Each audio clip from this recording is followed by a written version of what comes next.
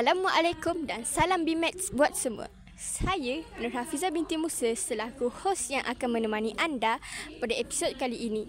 Pada tanggal 6 Mac 2025, program lawatan Ketua Polis Daerah Kemaman telah diadakan di sekolah kami. Program ini juga melibatkan tingkatan 1, 2, 3 dan 4. Ayuh kita sama-sama saksikan.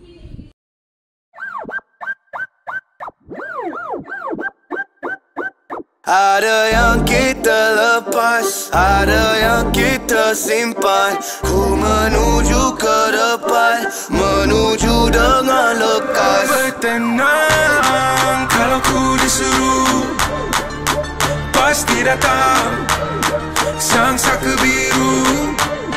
Kami akan menang, mana boleh berserah.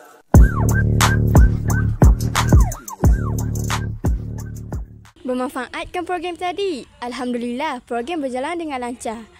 Terima kasih buat semua penonton. Semoga kita berjumpa lagi di episod yang akan datang. Saya Nur Hafizah binti Musa mengakhiri video ini. Jangan lupa tahu kawan-kawan, like, share and subscribe YouTube My BMAX Channel. My BMAX Channel, sensation and informative.